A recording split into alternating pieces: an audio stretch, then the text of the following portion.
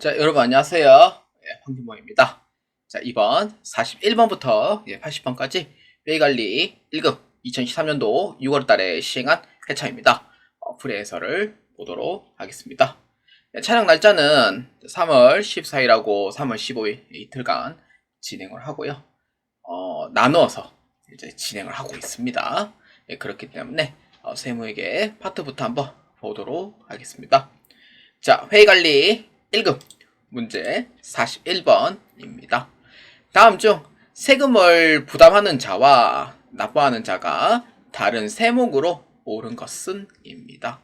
자, 세금을 부담하는 자가 이제 뭐라고 부르죠? 그렇죠. 세금을 부담하는 자, 담세자라고 합니다. 세금을 부담하는 자, 이런 의미의 담세자이고요. 세금을 납부하는 자는 뭐예요? 납세자. 그러니까 납세 의무자라고 부르는데 그냥 납세자라고 부르겠습니다. 똑같이 세 글자로. 세금을 납부하는 자, 납세 의무자라는 내용입니다. 이게 같아야 달라요? 다르다라는 의미가 돼요. 그럼 뭐예요? 직접세예요, 간접세예요? 맞아요. 간접세를 의미하는 거죠. 사실 이 부분 알면은 간접세 중에 딱 하나 생각나야 돼요. 원래 두 개인데 하나만 딱 생각난다면 뭐예요? 그렇죠. 부가가치세. 하나가 또 뭐 있어요? 맞아요. 개별 소비세도 있는 거죠. 그러면은 이에 해당하는 정답 몇 번이에요? 맞습니다. 간접세 해당되는 부분 몇 번? 4번으로 체크하면 된다. 왜냐면은 부가가치세는요, 물건에 대한 세금이라 물세고 인적에 대한 정보는 제공하고 있진 않아요. 그래서 세금을 부담하는 자와 세금을 납부하는 자가 다를 수밖에 없는 게, 세금을 부담하는 자는 최종 소비자를 의미를 하고요, 세금을 납부하는 자는 기업이 됩니다. 그렇기 때문에 일치해요, 일치하네요? 일치가 안 한다 라는 의미가 돼요. 그렇기 때문에 정답은 4번이 되고요. 그래서 1번, 2번, 3번은 다들 아시다시피 직접법을 적용하고 있습니다. 그래서 인세라고 부르죠. 사람에 대한 세금을 불러서 인세라고 부르고, 당연히 이 부분에 대해서는 인적 정보가 누구인지 당연히 제공을 하게 되겠죠. 그래서 세금을 납부하는 자가 예를 들어서 황모씨다, 이렇게 보고, 세금을 부담하는 자도 황모씨다, 같은 이름이죠. 그렇기 때문에 뭐예요? 직접세다라는 의미가 됩니다. 그렇기 때문에 이에 해당하는 간접세의 답은 몇 번? 4번으로 체크해 주시면 되겠습니다. 자, 회관리 1급 문제 42번입니다. 다음 중 조세에 관한 설명으로 옳은 것입니다. 본래 조자가 한자어가 벼예요, 벼. 예전에 조선시대 때 이제 곡물로 세금을 바쳤다고 해서 이제 한자어를 이제 조세라고 부르거든요. 그 세자는 뭐예요? 당연히 세금의 의미가 되는 거죠. 그래서 옛날에 이제 조선시대 때 그런 의미에서 나온 게 이름이 조세라고 불러요. 지금도 이름 부른 거고요. 그래서 이거는 그냥 이제 세금을 이제 납부하는 뭐 그런 의미라고 생각해 주시면 됩니다. 자, 1번부터 한번 볼까요? 자, 조세를 부가 징수하는 주체인 국가는 필요에 따라 법의 규정에 근거하지 않고 세금을 부가 징수할 수 있다. 여러분들 이거 야인시대 아니에요? 야인시대 이제 뭐 김도환이 이제 종로에 시장 가가지고 세금 거두는 그런 상황이 아니고, 이제 모든 게 이제 국가가 이제 주체가 되죠. 국가에서는 당연히 그러한 따른 법령이 있어야 돼요. 그래서 근거가세 원칙에 의해서 과세합니다.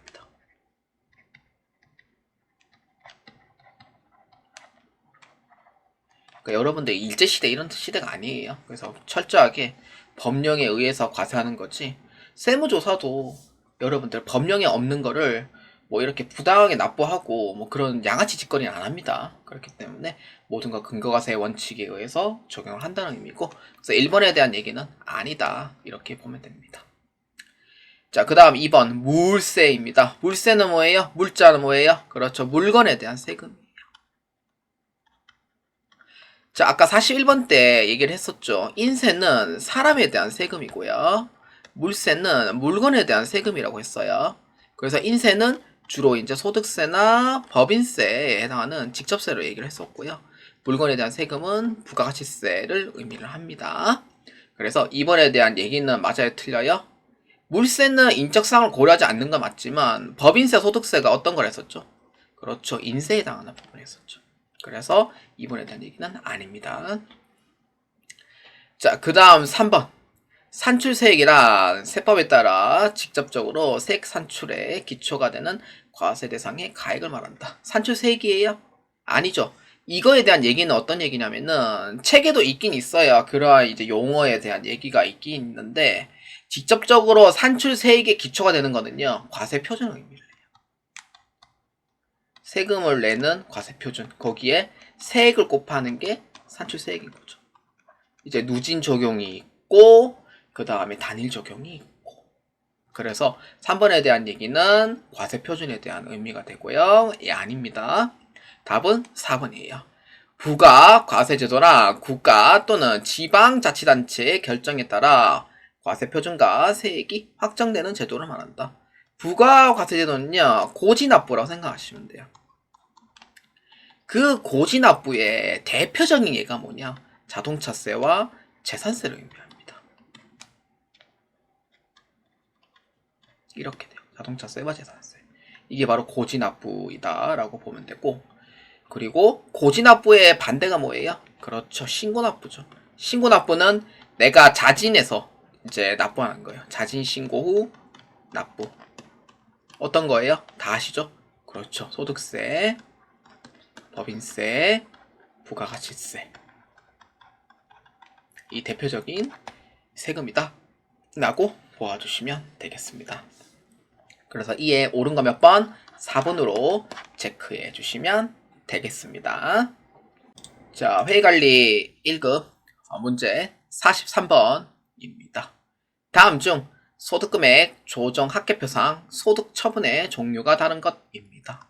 여러분들 그 문제를 볼 때 어떤 문제를 의미하는지 잘 파악해 주셔야 돼요. 파악을 할 줄 알면은 문제의 7, 80%는 어떤 건지 대부분 이해가 되는데 문제가 이해가 안 된 상태에서 보려니 문제가 어려워요. 난 왜 이렇게 다 틀리죠? 이런 얘기가 많이 나와요. 그러니까 문제를 정확하게 파악을 하는 게 가장 중요해요. 자, 내기가 좀 세겠지만 43번부터 약간 57번까지는 예, 그 법인세법에 대한 설명입니다. 자, 다시 본론으로 갑시다. 소득 처분의 종류가 다른 것. 여러분들 이게 설명이 조금 길어요. 자, 소득 처분은요, 특히 이제 사내에 이제 보유하는 거랑 사회에 유출되는 거랑 이렇게 나누어집니다. 사내에 대한 거는 뭐예요? 그렇죠. 유보가 하나밖에 없고 사회 유출은 여러 개로 또 나눠져요. 뭐냐? 기타 사회 유출, 그 다음에 기타 기타 소득. 기타는 사실상 거의 사내 쪽에 해당이 되죠. 그래서 이건 제외하고 그 다음에 상여, 그 다음에 배당. 이런 의미가 돼요. 기타는 뺄게요 그냥. 예. 이런 의미가 이제 밖에 나가는 유출이랑 회사에서 계속 갖고 있는 이러한 부분에 대한 것을 의미를 해요. 그러면은 여러분들이 이 문제를 봤을 때 유출되는 게 있고 유출이 안 되는 게 있어요. 이해되시죠? 자, 그러면은 유출되나 유출 안 되냐 한번 봅시다. 감가상각비 한도 초과액은 세무조정상 뭐예요? 소득처분이? 그렇죠. 유보발생이죠. 유보발생은 사회 유출이에요? 사내 유보예요? 그렇죠. 사내에 보유하고 있는 거죠. 이거는 유출이 아니죠. 그다음에 2번 접대비 한도 초과 이건. 그렇죠. 기타 사회 유출이죠. 그럼 이건 유출된 거 유출 안 된 거예요? 유출된 거죠. 나갔다 이런 의미예요. 기타 사회 유출을 하는 이제 경우에는 어떤 경우예요? 국가에 이제 세금을 납부한다든지 아니면은 기속자가 누구인지 안 밝힐 테니까 그냥 그런 의미. 나갔긴 한데 기속자가 누구인지까지는 추정 안 하겠다라는 의미도 있죠. 그래서 기타 사회 유출이고. 특례기부금 한도 초과액은 뭐예요? 기부 자체는 현금이 현금이 유출을 하죠. 그건 뭐예요? 기타 사회 유출이에요. 그러니까 좋은 의미에서 기부를 한 거니까 기속자는 누구인지 안 밝히겠다 의미로 기타 사회 유출. 이건 유출이죠 말 그대로. 그러면 4번 임대보증금에 대한 간주 임대료는 뭐예요? 이거는 여러분들 이거 유보라 생각하면 안 돼요 절대로. 유보 아닙니다 절대로. 왜냐면은 그 임대보증금에 대해서 이제 그런 이제 은행에다가 보증금을 이제 딱 예금을 하죠. 사실 예금도 안 하지만 예금을 해놓으면은 뭐가 나와요? 이자 수익이 나오는 거예요. 그 이자 수익에 대해서 간주 입금을 이제 정하는 거죠. 그거에 따른 유출이 되는 거죠. 이자는 들어왔는데 이제 세금을 내야 되니까 유출되는 거죠. 뭐예요? 기타 사유 유출인 거예요. 그래서 이거는 유출되는 셈이 된 거죠. 자, 그래서 종류가 다른 건 몇 번이에요? 그렇죠. 사내에 유보되어 있는 감가상각비 한도 초과액이더라 라고 보시면 됩니다. 문제 의도를 잘 파악해 주시길 바랍니다. 자, 회의관리 1급 문제 44번입니다. 다음 중 법인 세법상 원칙적인 손익의 기속시기에 관한 설명으로 옳지 않은 것은 입니다. 원칙적인이라고 되어 있습니다. 이는 뭐예요? 특례에 대한 부분은 알아더라도 무시해라 라는 의미가 돼요. 너희들은 원칙만 딱 알고, 자, 원칙에 대해서만 딱 알고 특례에 대해서는 그거에 따른 알더라도 이건 무시해라 라는 의미가 됩니다. 자, 그렇기 때문에 1번 한번 볼까요? 단기 용역 손익의 기속시기입니다. 단기 용역은요, 작업 진행률에 따른 기속 시기를 보고 있습니다. 근데 특례는 뭐예요? 인도 기준이죠. 원래 이 손익의 기속 시기가 99%랑 기업의 기준이랑 맞거든요. 근데 약간 1%만 약간 좀 세법에서 조금 특례를 적용하는 부분도 있어요. 중소기업법에도 의해서 이제 또 특례인 것도 있고요. 그래서 99%는 거의 기업의 기준이라고 보면 돼요. 그래서 1번은 맞고요. 자, 그 다음 2번. 상품 판매의 손익 기속 시기 뭐예요? 인도 기준이죠. 맞아요? 틀려요? 맞는 거예요. 그 다음 3번. 장기 할부 판매 손익의 기속 시기 뭐예요? 대가의 각 부문을 받기로 한 때. 맞아요? 틀려요? 아니죠. 이거 뭐에 대한 얘기예요? 그렇죠. 부가가치세에 대한 얘기죠. 부가가치세는요, 1년 이상 이제 이외 이제 이상 이제 할부라는 경우에는 각 부문을 받기로 한대로 돼 있지만, 장기 할부 판매 기속 시기는 법인세법에서는 어떤 거 봐야 돼요? 기업의 기준이랑 똑같아요. 뭐예요? 그렇죠. 인도 기준이죠. 이게 원칙으로 보고 있습니다. 자, 그 다음 4번. 계약 등에 의하여 임대료 지급일이 정해진 경우 임대손익의 기속시기. 이거는 이제 뭐 주는지 안 주는지까지는 안 따져요. 내가 모르고 먼저 준대요. 이런 경우에는 안 따지고 그냥 수익으로 인식되는 시기는 뭐냐? 이제 계약에 의해서 지급 약정이죠. 예를 들어서 25일에 지급을 했는데 지급을 하기로 했는데 지급을 안 했다. 그래도 이거는 수익을 봐라. 발생주의에 의해서.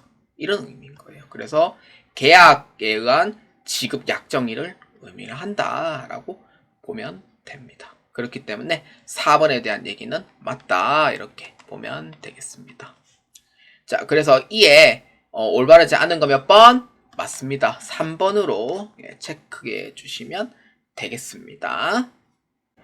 자, 회의관리 1급 문제 45번입니다. 다음 중 법인 세법상 입금 항목에 해당하는 것으로 옳은 것은 입니다. 입금 항목에 해당하는 것이에요. 이 기본서 다 나와 있습니다. 뭐예요? 자기 주식의 양도 금액은 뭐예요? 그렇죠. 입금 항목에 해당이 되죠. 그 다음 감자 차익은 뭐예요? 감자 차익하고 그 다음에 주식반의 초과금 이 두 가지는요. 자본 잠식을 우려를 해서 세법에서는 본래는 수익 성격으로 보는 게 맞는데 자본 잠식을 일으킬 거라 생각을 해서 일부러 감자 차익하고 주식반의 초과금을 안 하는 경우가 있어요. 세금 더 내야 되니까. 그래서 그러한 방지를 위해서 얘네들은 입금으로 인정을 안 하는 겁니다.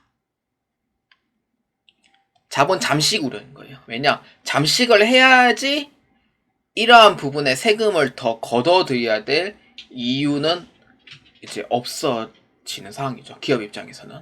그렇기 때문에 입금 부산이 해놓는 거예요. 그러니까 공정하게 하되 세금 안 걷을게 라는 의미인 거예요.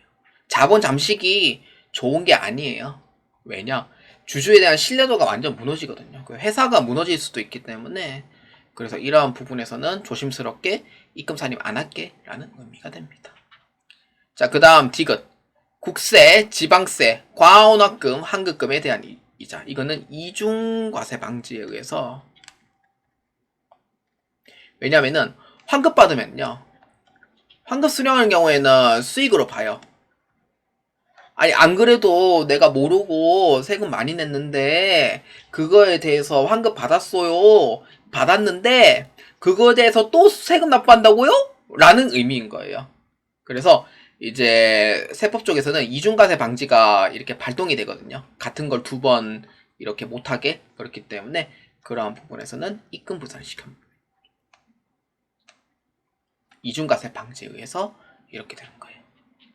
자, 그 다음 니을입니다. 간주임대로예요. 간주임대로는 입금 항목에 해당이 됩니다. 그렇기 때문에 이에 옳은 거 몇 번? 2번으로 체크해 주시면 되겠습니다. 자, 회의관리 1급 문제 46번입니다. 법인세법에서는 조세 정책적 목적 등을 일정한 한도까지만 송금으로 인정하고 이를 초과하는 금액은 송금으로 인정하지 않는 항목들을 규정하고 있다. 다음 중 이에 해당하지 않은 것입니다. 여러분들 그 송금을 대해서 이제 인터넷 강의라든지 뭐 이페스 코리아라든지 아니면 해커스라든지 저는 그냥 다 얘기할게요 그냥. 그 다음에 에듀위라든지 광고 아니에요. 세 개의 이제 기관이 있죠. 뭐 예를 들어서 또 다른 데 있다 하면은 또 이제 뭐 어디더라 뭐 까먹었네. 좀 안 유명한데 예, 그런 데도 있고 그 세 개가 제일 유명하죠. 특히 회의관리 1급적으로 했을 때는 그 세 개 부분에서 많이 듣잖아요. 그래서 송금이라는 부분이 이제 딱 비용인데 결산 조정사항이에요. 그러니까 결산서상에 금액이 딱 박혀져 있어야 돼요. 박혀져 있어야 되는데 이제 세무 쪽에서는 이러한 부분에 한도 측정을 해요. 그래서 예를 들어서 회계 쪽은 이 금액인데 세무 쪽은 이 정도까지만 인정해 줄 수 있겠다라는 의미인 거예요. 그럼 나머지 금액은 뭐예요? 결국은 비용 인정 못 받은 거죠. 그래서 송금 불산입이 돼요? 송금 산입이 돼요? 그렇죠. 송금 불산입이 되는 거죠. 이러한 한도 적용이 되는 게 몇 가지 있죠. 많죠. 뭐예요? 제일 대표적인 게 그렇죠. 접대비, 기업 업무 추진비, 그 다음에 감가상각비, 그 다음에 퇴직급의 충당부채, 그 다음에 또 뭐가 있어요? 한도 뭐 있죠. 기억이 안 난다 갑자기. 예, 하다 보면 기억나는데 갑자기 기억이 안 나네. 그래서 뭐 기부금도 있고 예, 있죠. 그렇기 때문에 뭐예요? 감가 이제 한도에 대한 초과해서 인정을 안 하는 게 뭐예요? 직원에게 지급한 상여금은 뭐예요? 그렇죠. 전액 손금으로 인정을 하죠. 인정을 하는 거죠. 근데 이거를 한도의 금액이 딱 적용되는 게 있어요. 어떤 의미예요? 자, 직원에게 지급한 상여금은 전액 손비로 인정이 되는데 한도까지만 적용이 되고 그 이후에 송금 불산입되는 상여금이 있어요. 어떤 거예요? 맞습니다. 임원에 대한 상여금인 거죠. 임원에 대한 상여금은 어떤 경우에요? 맞아요. 정관에 기재되어 있는 금액만큼 한도를 잡는 거죠. 정관에 기재되어 있는 상여금을 3억이라고 규정을 봤을 때 실제로 지급한 금액은 5억인 거예요. 그러면 2억만큼 뭐가 돼요? 송금 불산입이 되는 거죠. 이게 바로 한도 적용이 되는 부분이 임원에 대한 상여금을 의미를 하는 거고 직원에 대한 상여금은 정관에 기재되어 있어도 그 한도 적용을 안 받습니다. 그래서 전액 손비로 인정이 되는 거고 기부금은 한도 적용이 돼야 안 돼요? 그렇죠. 한도 적용되죠. 접대비도 한도 적용이 되죠. 이름 바뀌었죠. 왜냐면 이건 2023년도까지는 이 이름 쓴 거예요. 감가상각비는 뭐예요? 당연히 한도 적용이 되는 거죠. 이번에 25년도 거 세법이 거의 안 바뀌었어요. 그렇기 때문에 이거 그대로 공부하셔도 돼요. 자, 그렇기 때문에 이에 해당하는 정답 몇 번? 옳지 않은 거 맞습니다. 1번에 체크해 주시면 되겠습니다. 선생님 다 맞는 것 같은데요 라는 의미는 여러분들이 이제 아는데도 불구하고 이제 헷갈리는 경우를 얘기를 합니다. 그래서 정답은 1번이 해당이 돼요. 그래서 꼭 헷갈리지 않도록 해주시기 바랍니다. 자, 회의관리 1급 문제 47번입니다. 다음 자료를 이용하여 법인 세법상 송금 불산입액을 계산하면 얼마인가? 입니다. 우리 아까 직원 상여금 46번 문제 나왔었죠? 이 당연히 송금 불산입 돼야 안 돼요? 안 되죠. 그래서 전액 송금으로 인정이 돼요. 그래서 니은은 아까 46번대로 얘기를 했으니 이 부분은 이제 아실 거라 생각을 합니다. 자, 그래서 임원 상여금의 지급액은 한도의 규정을 받아야 안 받아요? 한도의 규정을 받는 거죠. 그래서 우리는 세무에서는 5천만 원까지만 인정을 해줄게 라고 돼 있습니다. 저 참고로 차변대변 안 넣는 사람입니다. 그래서 조금 이해 부탁드립니다. 제 예전에 차변대변 좀 넣어달라고 부탁을 했었는데 그거 풀이해서 해봤거든요. 안 맞아요. 왜냐면은 제가 처음에 세법 배울 때 차변대변이라는 부분을 안 배우고 그냥 한도가 얼마인지 한도가 얼마 초과됐는지만 고등학교 세법이라든지 고등학교 때 학원에서 그렇게 배워왔거든요. 잡지 않았지만 그래서 회계 처리하는 방법 자체를 제가 잘 몰라요. 그렇다 보니까 그냥 막대기로 그릴 테니 이렇게 이해해 주시기 바랍니다. 그래서 회계 쪽은 얼마예요? 8천만 원인 거죠. 그래서 세법에서는 얼마 인정이 돼요? 5천만 원인 거죠. 그 차익인 3천만 원은 비용으로 인정이 돼야 안 돼요? 비용으로 인정 안 되는 거죠. 이런 의미인 거예요. 그래서 뭐예요? 송금불산입. 그렇죠. 3천만 원에 대한 송금불산입인 거죠. 소득처음 올려줘야 돼요. 그렇죠. 사람에 대한 부분이니까 상여로 해주시면 돼요. 자, 그 다음 4번 투자 주식 평가 손실, 단기매매 증권 평가 손실, 이런 의미입니다. 근데 여러분들이 투자 주식 평가 손실을 이건 좀 오해의 여지가 있는데 매도하는 증권으로 생각하시면 안 돼요. 이 부분은 매도하는 증권은 세무조정을 2개를 거셔야 되잖아요. 세무조정 2개를 걸어야 되기 때문에 금액이 다르게 나온단 말이에요. 그래서 이 부분은 매도하는 증권이 아닌 단기매매 증권으로 봐주시면 돼요. 그래서 오해 없도록 바라고요. 그래서 부도 등의 사유 없이 시가 하락뿐입니다. 뭐예요? 여러분들 평가 손실은 왜 불산입하는지 아세요?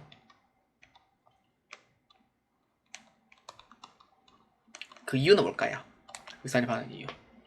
책에 적혀져 있는 부분도 있겠지만 여러분들 이걸 불산입하는 이유를 그냥 외우는 식으로 해서 단기매매 증권 평가 손실, 단기매매 증권 평가이익, 불산입이다. 왜 불산입이지? 라는 생각을 해보신 분도 계시겠지만 그냥 세뇌식으로 그냥 무조건 외워라! 라는 분도 계신 거예요. 그래서 평가 손실과 평가 이익은요, 이익 조작 우려 때문에 그래요.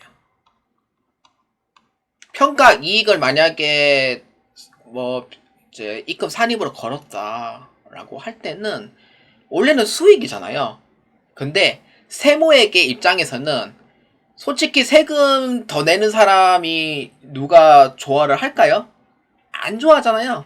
그렇기 때문에 세무에서 이렇게 한 거예요. 이익 조작 우려가 있으니 그냥 불산입시키는 게 어떨까요? 그래, 그렇게 하자 라고 이제 생각을 한 거예요. 그래, 세금 못 받을 바에 그냥 하자 이런 의미가 돼요. 그렇기 때문에 불산을 시켜놓는 겁니다. 그래서 입금 불산이 송금 불산이 취지는 그렇습니다. 왜냐, 이익 조작 우려 때문에 그래요.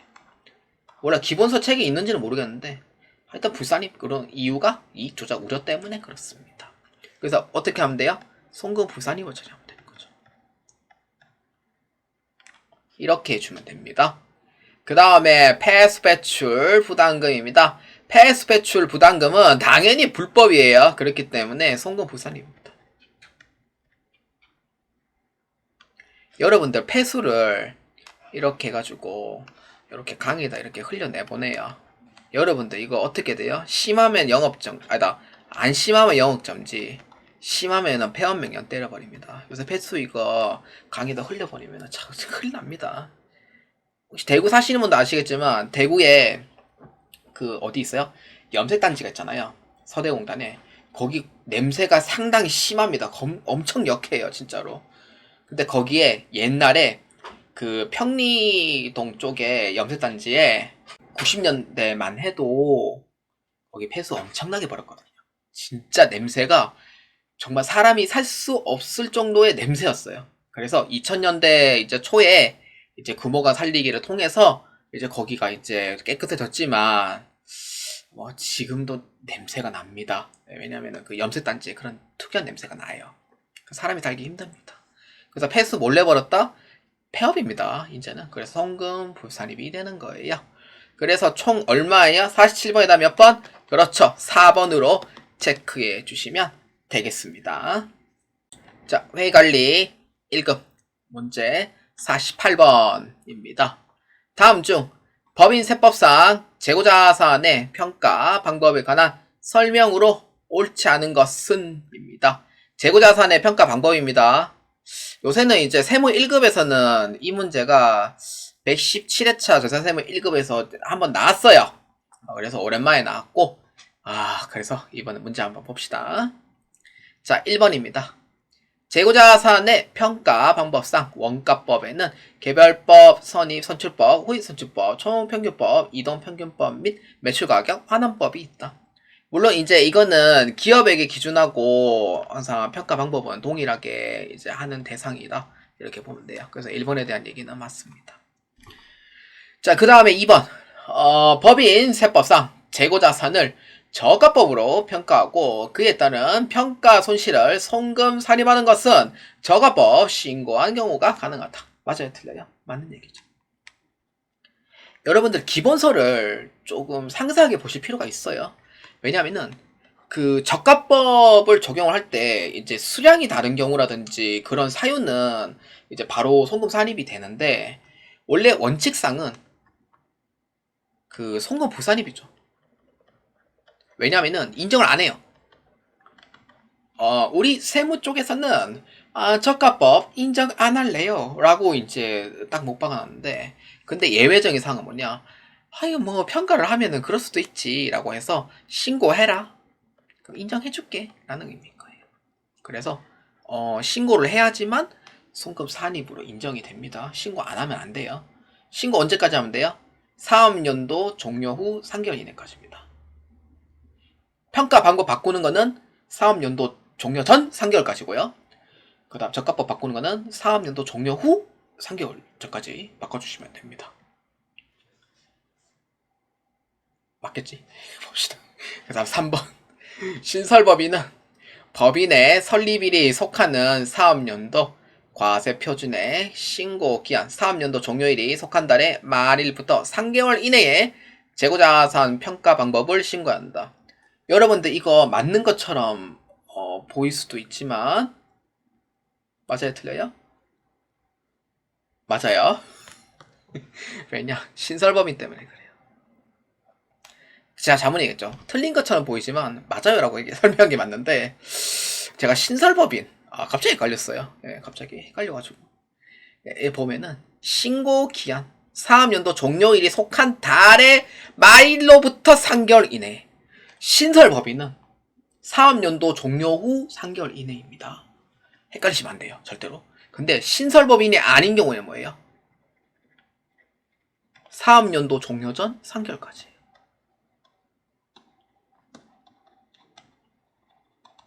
자, 3번에 대한 부분은 옳지 않은 걸로 당당하게 체크했다. 틀렸다. 그래, 좋아요. 그럼 다시 또 이거 알면 돼요. 알면 돼요. 네, 알면 되고. 그래서 정답 이제 3번에 대한 부분은 맞습니다. 자, 4번이 틀렸습니다. 뭐예요? 재고자산 평가 방법을 변경하고자 하는 법인은 변경할 재고자산 평가 방법을 적용하고자 하는 사업연도 종료일로부터 3개월 이내에 변경 신고한다. 재고자산 평가 방법이죠. 죄송합니다. 저가법 헷갈렸어요. 저가법이 아니고 재고자산 평가 방법을 변경하고자라고 돼 있죠. 쏘리 잘못했습니다. 그래서 약간 좀 흥분했네. 제가 술 마신 건 아니고 좀 흥분했네 제가. 이게 이제 평가 방법을 이렇게 할 때, 그러니까 신설법인은, 그러니까 제가 보기에는 3번하고 4번을 좀 헷갈리게 유도를 한 것 같아요. 느낌이 좀 그게 좀 강한 거든요. 신설법인은 사업연도 종료 후 3개월 이내고, 그 다음에 계속 이제 하는 기존의 법인 있죠. 이런 경우에는 아까 뭐예요? 종료전 3개월 이내 왔었죠.